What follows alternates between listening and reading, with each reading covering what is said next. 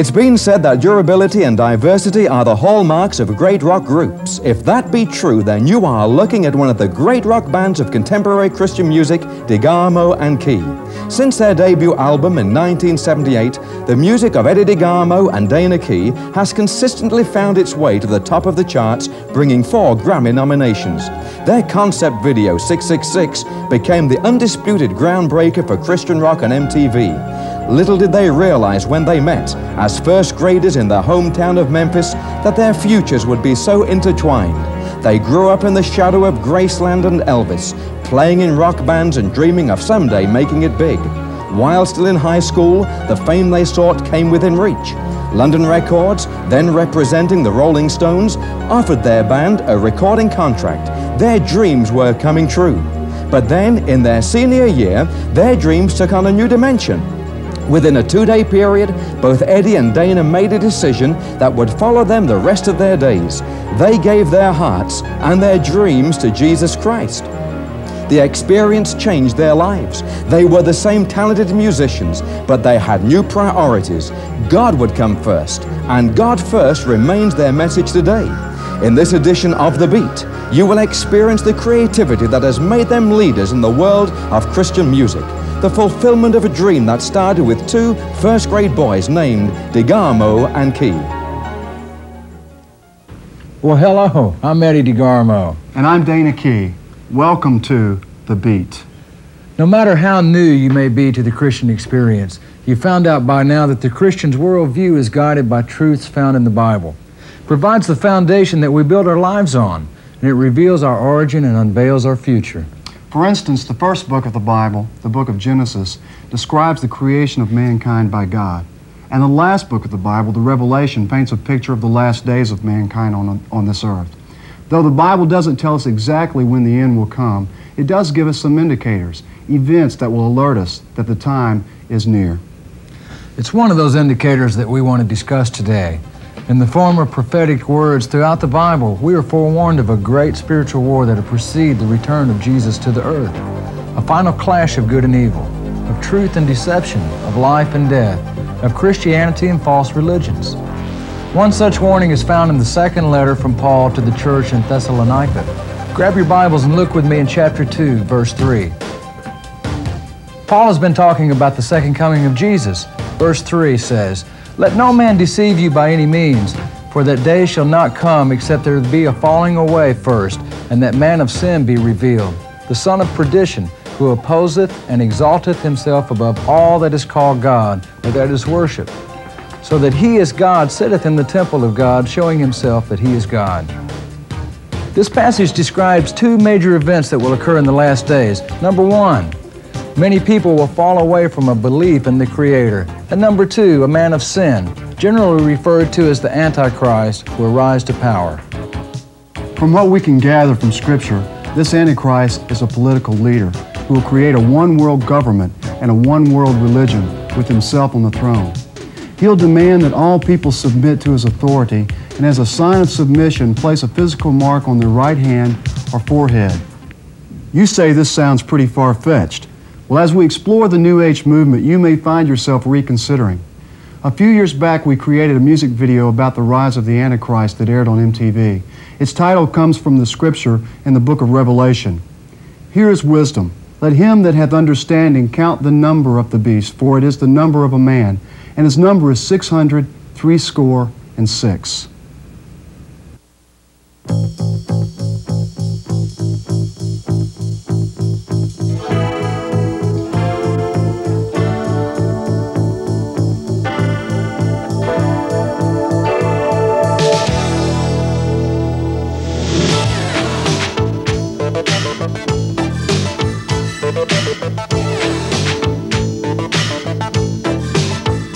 I was feeling kinda restless, so I went out for a walk, and I ran into a stranger, and for hours we just talked.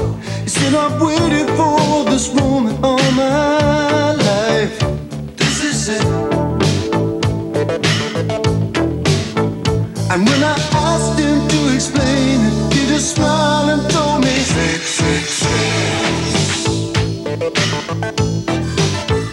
he said that things will get much better.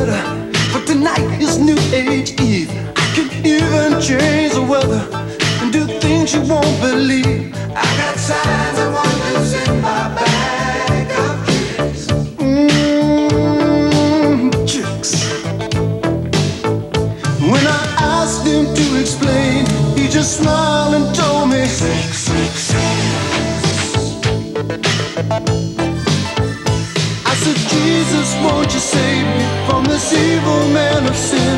I have read about his future, I don't wanna go with him. When I looked up, he had gone, he had left a note that said,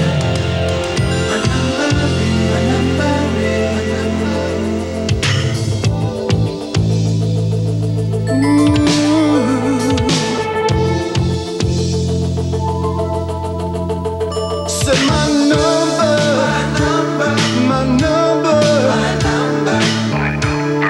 is 666.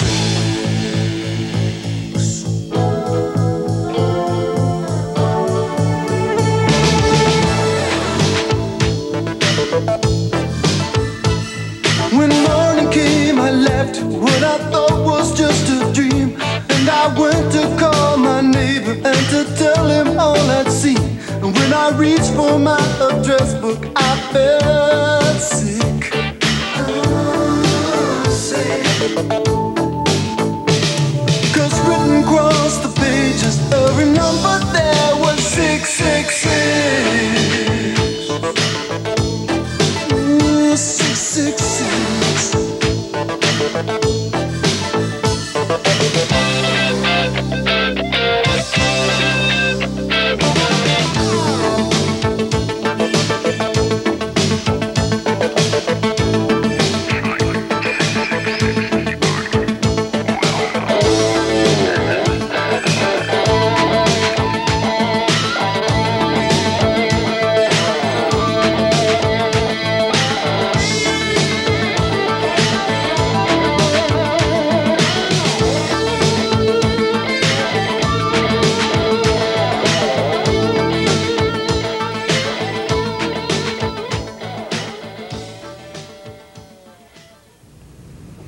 Obviously, this is a simple dramatization of a very complex situation that will be present in the day shortly before the second coming of Christ.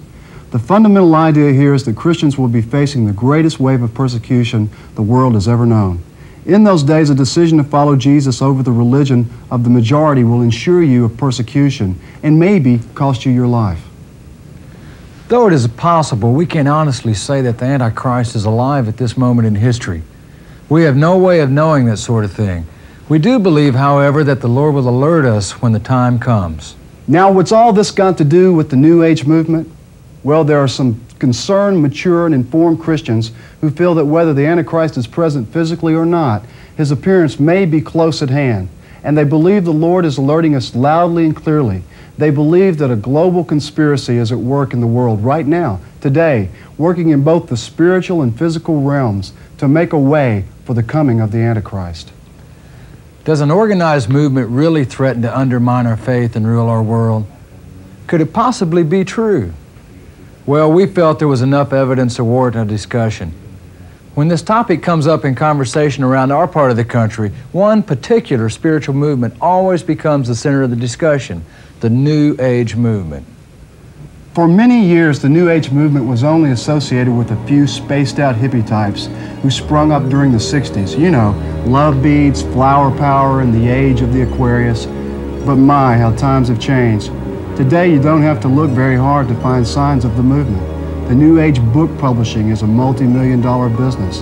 Many bookstores have designated entire sections for the New Age movement titles. New Age thought is influencing America, society on all levels, from the movies we see to political philosophies, from Saturday morning cartoons to the psychology we study at school. Today, polls show that 1 out of every 4 Americans has accepted some aspect of New Age religion as their own. That's a startling figure. But not everyone who thinks along New Age lines would consider himself or herself as part of the movement. Some even identify themselves as Christians. As we explore this topic, you may discover that you too have been influenced by New Age ideas. In fact, I'll bet you know more about the New Age movement than you think. Please stop the tape and complete the self-profile. You have 5 minutes.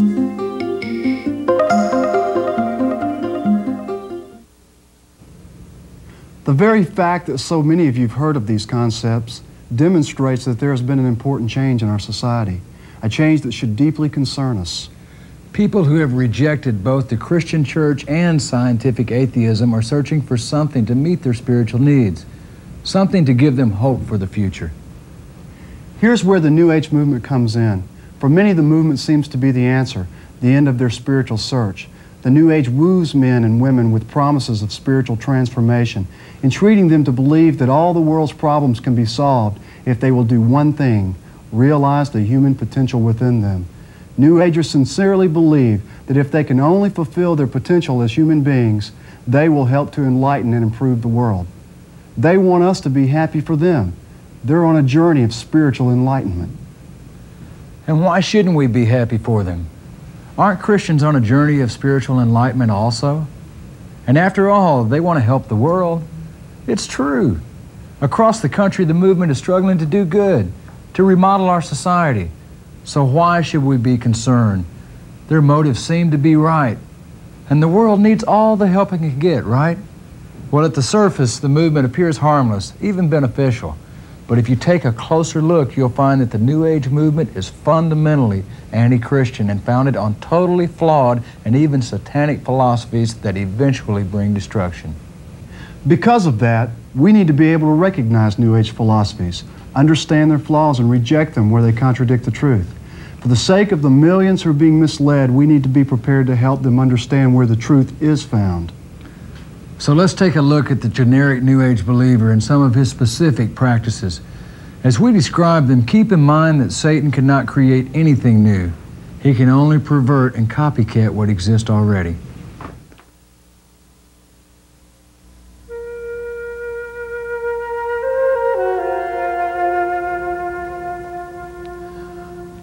Let's visit with a guy named Fred. Fred's the generic New Age believer. Here he is now.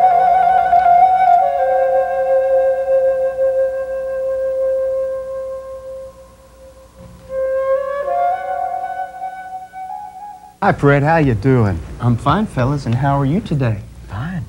Fred here believes that he's lived many lives before this one. That's right, Dana. What you see here is my current incarnation. In a previous life, he may have been a medieval peasant or an Indian squaw with a papoose or two, but today he's just Fred. General, generic, New Age Fred on his way to enlightenment. Now, I guess you have noticed his attire. Around his neck is probably the hippest and most visible of the New Age practices, the clear quartz crystal. Say that 3 times, please. Clear quartz. Can't make it, can you? Yeah. Wearing a quartz crystal on a chain around your neck is a real fashion statement, but there's a lot more to it now, isn't there, Fred? Well, that's right, Eddie. Quartz crystals are the symbol of coming into alignment with cosmic harmony. These crystals radiate with divine light, and by seeing, touching, and wearing and meditating with these crystals, I can actually work with divine light in a physical form. The more quartz crystals I associate with, the more the stones will facilitate my spiritual growth and awareness. New Age Fred has just bought a ticket and is on his way to another channeling session. Channeling is a new name for an old practice, voluntary possession by an evil spirit, but Fred sees it differently. You know, that's right, Dana. Channeling is the communication of information to or through a human from a source on some other level or dimension of reality other than the physical. New Agers often get their guidance and doctrine from conversations with ascended masters, as they call them, that possess their human volunteers. Yes, that's right, Dana. The ascended masters are ancient human spirits who have reached spiritual levels that have set them free from the confines of Earth. The human volunteers are called channelers. One such channeler is J.Z. Knight, a Washington housewife who channels a 3,500-year-old warrior named Ramtha. Ramtha enters Miss Knight's body when summoned, and after a period of shaking, groaning, and contorting, he speaks through her, often to large audiences of believers who pay as much as $400 apiece for the opportunity to hear. Now, some of you may have questions and comments about this. Let me ask you that you save them for the group discussion coming up. Others of you may be laughing about this, and I admit we're having a little fun with the topic. But no matter how silly it may seem, these people take it very seriously, and that's the reason enough for us to be concerned. You say you don't know anyone who's foolish enough to be involved with something like channeling. Well, let's consider something a little closer to home, something equally foolish, yet much more common. Horoscopes. That's right. Those pages in the back of most magazines at the checkout counter and in your local newspaper. Those wonderful little articles that claim to bring supernatural instruction. New Age leaders encourage Fred to believe in astrology, to rely on the power of the zodiac. And as Fred says, astrology is a way to develop my consciousness and spirituality and establish a means of communication with my higher self. Fred also meditates regularly. He looks forward to the opportunity to clear his mind of all thought, chant his mantra, and become one with the universe. He says it will make him feel better. It's relaxing. He also knows that it's necessary to obtain the spiritual enlightenment that will give him a better life the next time around. The New Age movement is not simply a cult. From what we can tell, it has no one leader, no headquarters, no unified organizational structure, no fundamental sacred writings. Its philosophy, a hybrid, a mixture of Eastern religions like Hinduism and Buddhism, philosophical movements like humanism and socialism, a dash of science in the form of evolution and psychology, and sprinkled with mystical arts like witchcraft, ESP, and astrology. But it's curious that no matter where you find it, be it education or entertainment, you find nearly identical doctrines and philosophies. it's these doctrines and philosophies that represent the greatest concern to Christians. People like Fred will come and go like most participants in fads. Even the term New Age may fall out of fashion, but the doctrines and subtle philosophies of the New Age will linger on. The inertia created by the movement over the last 20 years will carry it well into the 1990s, and we may well find ourselves in a colossal battle for the hearts and minds of people between now and the year 2000. So with that sobering thought in mind, let's consider the basic New Age belief system, also entitled How to Spot a New Age Idea When You Hear One. The New Age teaches that for individuals and society to be transformed, the modern mindset must first be radically changed. We must throw off our outdated worldview and embrace the new consciousness, a new belief system. New Age Fred's basic belief number one: we are one with Mother Earth. The first of the new consciousness they say we need is the ancient but ever appealing teaching of the universal energy force. The force flows through all of creation. Trees, water, fire, chickens, rocks, and people are all part of this energy force. All is one. There is no separation between humanity and nature. The universal energy force is God. The Christian view of a personal God is considered outdated. He is replaced with a newer model, which is that impersonal energy force from basic belief number one. This God is incapable of relationship and also incapable of passing judgment. We are all God, whether we recognize it or not. All is one, remember? So if God is the energy force that flows through all of creation, and we are creation, then God is found by looking within. All is one, all is God, and we are God. This realization is often referred to as Christ consciousness. The God of the Bible is dethroned, and humans are crowned supreme. The Father in heaven is replaced by the divine within. All religions are but different paths to the same truth. That's right. The New Age movement has nothing against Jesus. In fact, they claim him as one of their own, rejecting, of course, the idea that he is the only way to God. Consequently, Christianity is squeezed into their mold. Jesus becomes one of those many mystic masters whose mission was to alert people to their own divinity. To discover the divine within requires a consciousness revolution.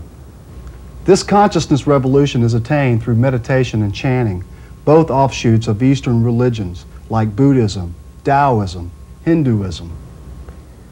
Discovering the divine within will lead to supernatural powers.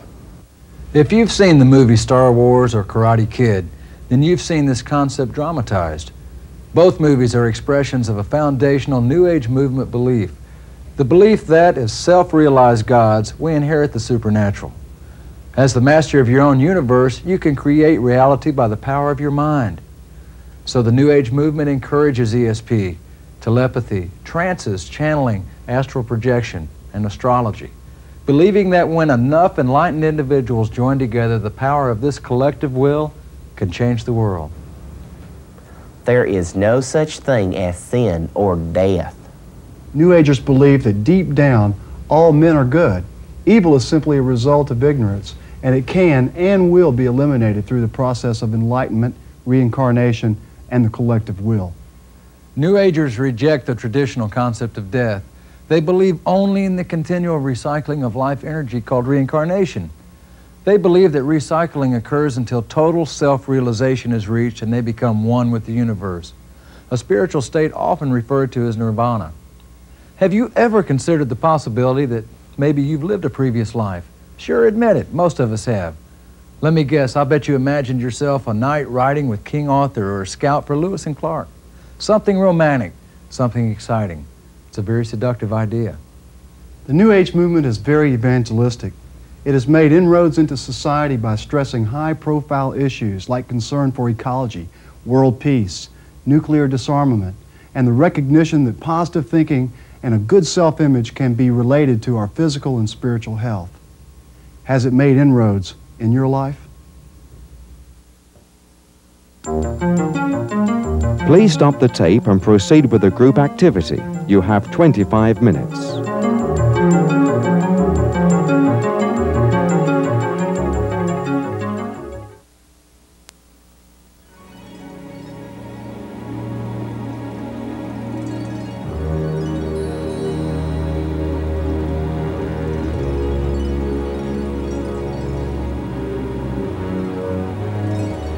Despite its name, the New Age movement is not new.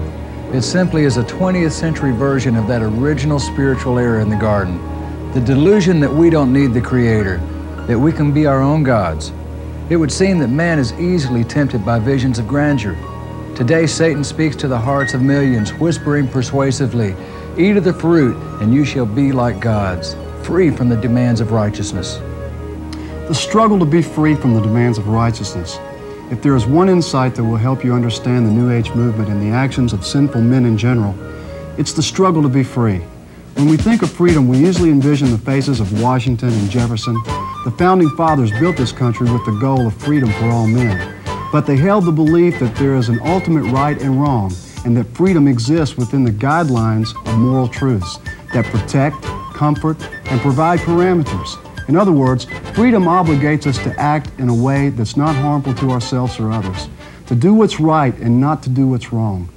True freedom works within the boundaries of ultimate truth. They believe that all men are ultimately responsible to God for the way they live their lives. But in his struggle against the truth and the Creator he is rejected, the New Age believer espouses another concept of freedom, the concept of absolute freedom, a life with no limitations or obligations, a self-centered concept of complete independence from all authority outside of the self. Within their theology that makes sense. Remember, the New Ager believes that each person is a God and therefore is his own ultimate authority. This twisted interpretation of freedom has a very specific purpose: to liberate man from the confining belief in the personal God and his structure of right and wrong. Once liberated from the rule of God, they're free to pursue their own desires and design their own truths. Is the New Age movement a conspiracy? And is it poised to overthrow our culture or our strong Christian traditions? Will it usher in the Antichrist and a one-world religion? We don't know. We do know that the New Age movement is large, growing, and dangerous. It's a movement to be watched and confronted, and it's not the most overt adherents that represent the greatest threat. It's the subtle influence of New Age thought over time that's most dangerous. It may be your generation that will be most influenced. You may be the generation that will face the greatest challenge as the institutions influenced by the New Age thought begin to unify. But take comfort in the fact that just as certainly as the Scriptures warn us of the coming battle, they also assure us of the victory of truth over deception. In the end, the choice is simple. Do we look to ourselves for truth, or do we turn to the Creator, who's revealed himself through creation, through the Bible, and through life, death, and resurrection of Jesus? The Creator of the universe calls us to accept the responsibility of true freedom, admit our failures, and run to His open arms, where we will find that which makes all the difference: forgiveness.